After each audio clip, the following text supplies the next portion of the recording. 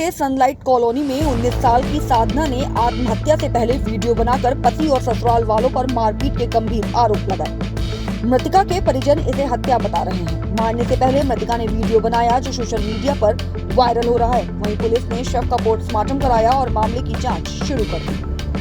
देश की राजधानी दिल्ली के सनलाइट कॉलोनी थाना क्षेत्र के आत्महत्या का एक बेहद चौंकाने वाला मामला सामने आया है।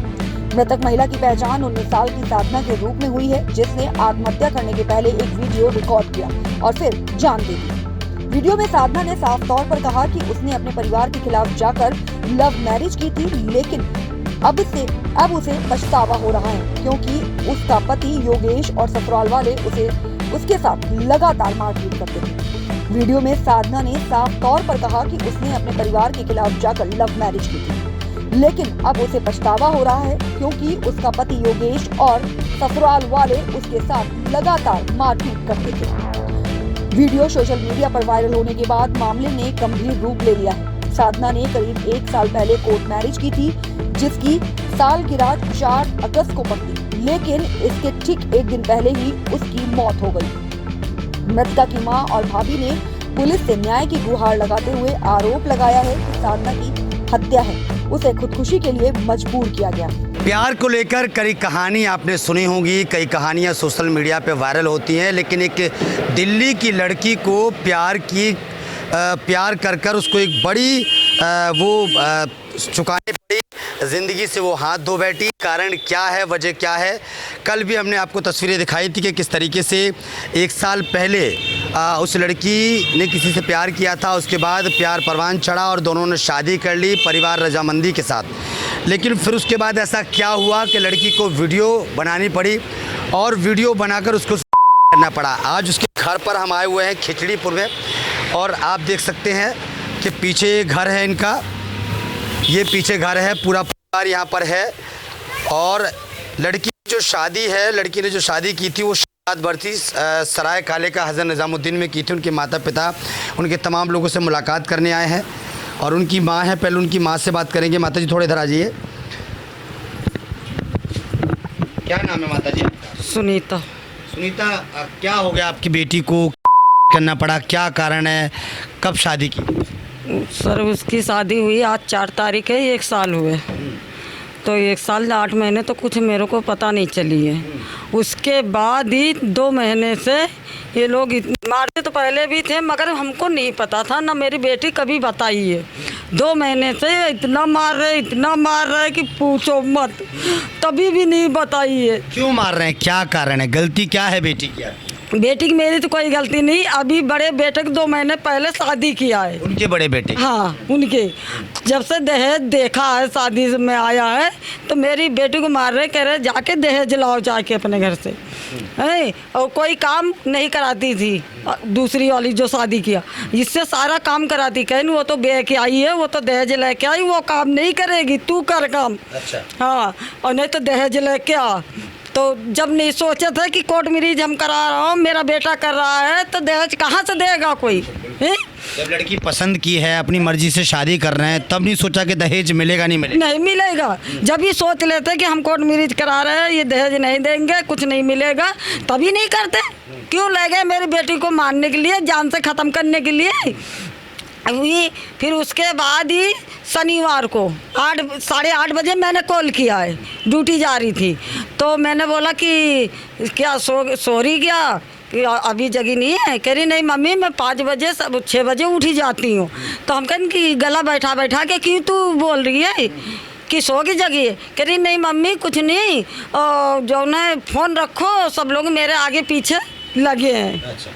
तो हम कहें कि बाद में फ़ोन करूँगी। तो हम कहें अच्छा बाद में 12-1 बजे की बात करना कॉल, कि मैं भी काम करके फ्री हो जाऊँगी। कहें ठीक है मम्मी। उसके बाद ही मेरे को कुछ नहीं पता, मैं अपना काम धंधा कर रही थी। उसके बाद ही उसका पति ने फ़ोन किया मेरे को, कह रहा कि जौन कहाँ पर हम कहें ड्यूटी पे, कहें कि जौन है कि वो पर्दा लगाने कह रही है बाथरूम में, और जो कमरा अभी लिया है 1 तारीख को, उसमें पर्दा लगाने कह रही थी बाथरूम में। तो वो बोली कि जौन है पर्दा लगा दो, मैं नहाऊँ कैसे? तो कहें कि अच्छा पर्दा उठा दे, मैं लगा रहा हूँ।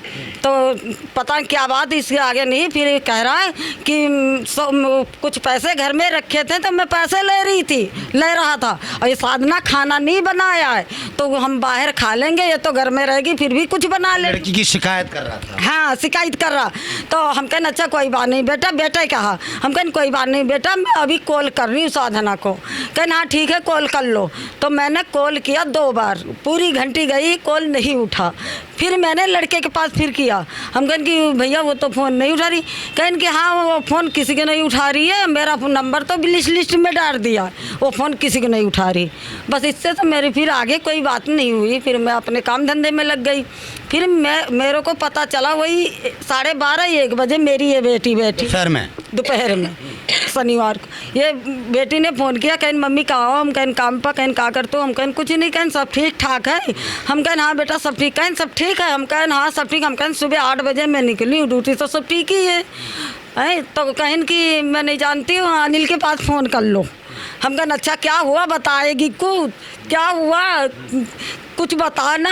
कहन मैं नहीं बता रही, रोने लगी। कहन मैं नहीं बता रही कुछ। तो मैंने बेटे के पास फ़ोन किया, वो भी ऑफिस में था, तो वो खैर उठा लिया फ़ोन। हम कहन कहा भा? कहन साधना फांसी लगा ली। फिर इतने में मैंने फ़ोन रख के फिर मैं ड्यूटी पर से भैया भागी। वहाँ से आई तो यहाँ से बहू लोग हमारी चली गई थी। फिर छोटा बेटा था, 2 लोग। उनके घर में कौन कौन है? उनके घर में नंद है, शादीशुदा है, और जौन यहीं पे रहती है उनकी नंद, उसकी सास। सुदानंद यहीं रहती है? हाँ यही रहती है। उसका जेठ, उसका आदमी।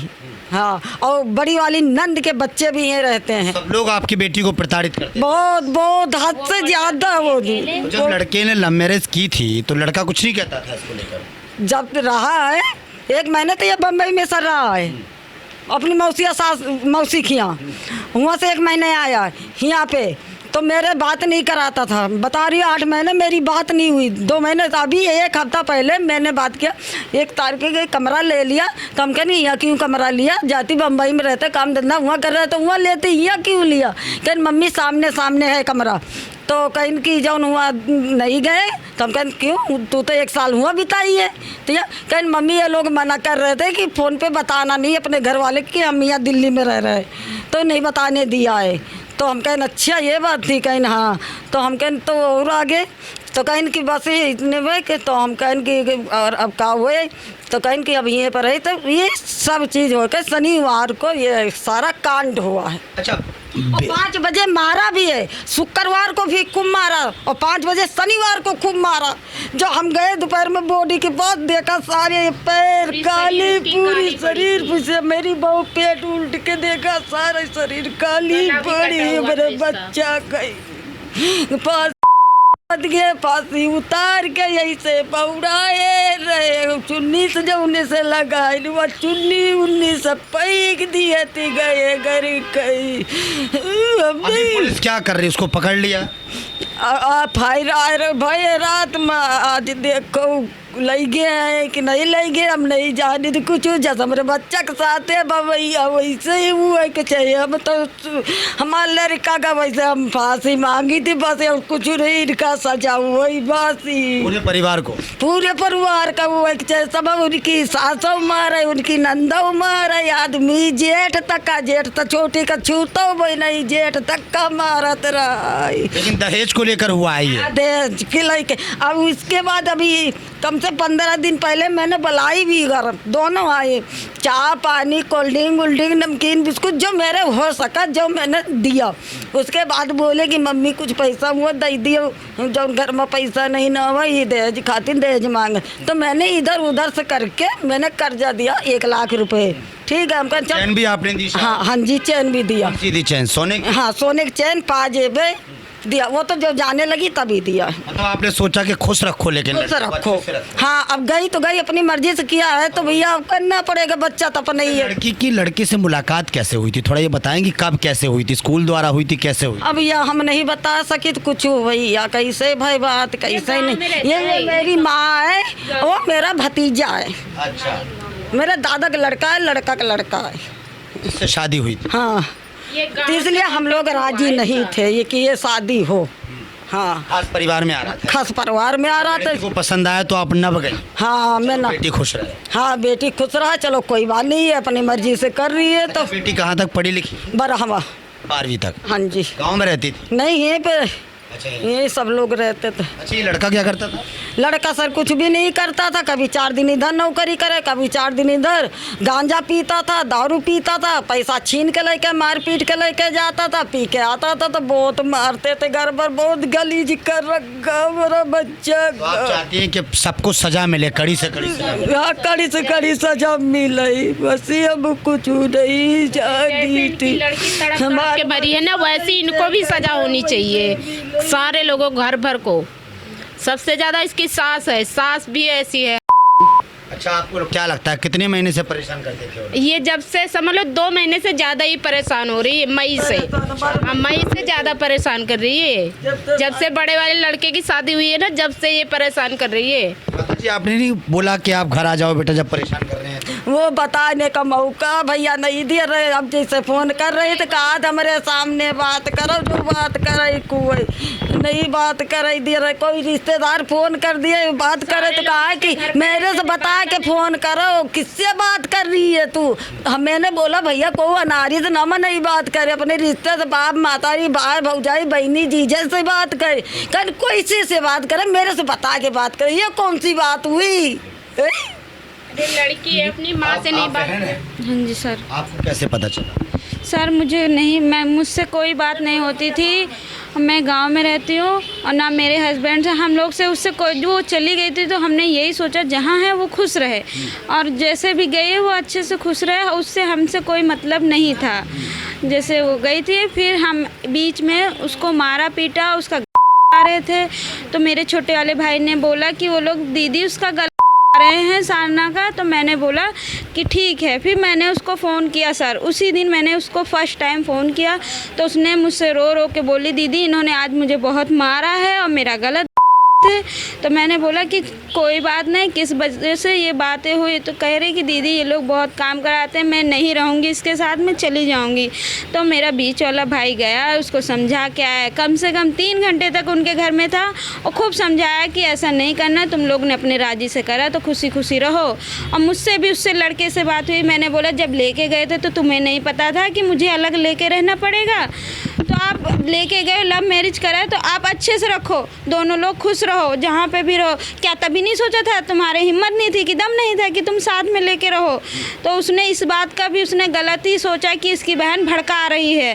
पर उसके बाद सर मेरी कोई बात नहीं हुई, मेरा छोटा वाला भाई आ गया, उसने मुझसे आपकी बहन ने पसंद किया तो आपके घर वालों हाँ। ने यकीन किया कि चलो भाई ठीक है, खुश उसने रहेंगे। पसंद किया सर, और कोई ये नहीं जानता था। उसने कोर्ट मैरिज दोनों लोग ने बगैर बताए, हमारे घर पे किसी को नहीं पता था, उसने बगैर बताए मई में 5 मई को उसने कोर्ट मैरिज कर लिया था और हमारे घर पे अगस्त में पता जैसा वो चल। लड़का था, आप हाँ। मानती हैं कि सुंदर लड़की मिल सकती थी जैसी आपकी बहन थी? उसका नेचर वाइज बहुत गंदा था, मुझे पता था। मैं गांव में रहती थी, नानी के घर जाती थी, मुझे उसके बारे में सब गांव में पता था। नेचर वाइज बहुत गंदा था, इसलिए मैं अपनी सिस्टर को मना करती थी कि उससे बात मत करो। उसने मुझे इसीलिए मुझसे उसने गुस्सा हो गई, बात नहीं करती थी कि दीदी ने मेरा सपोर्ट नहीं करा, और इसी वजह से सर मैंने बहन ने उसका ऐसा क्या देखा कि उससे पता नहीं सर, उसने क्या देखा मुझे खुद नहीं पता। मैंने कहा उसका पास कुछ भी नहीं है, चलो ठीक है, घर नहीं है तो जिसका होता है उसका भी सर चला जाता है और जिसका नहीं होता उसको भी भगवान देते हैं।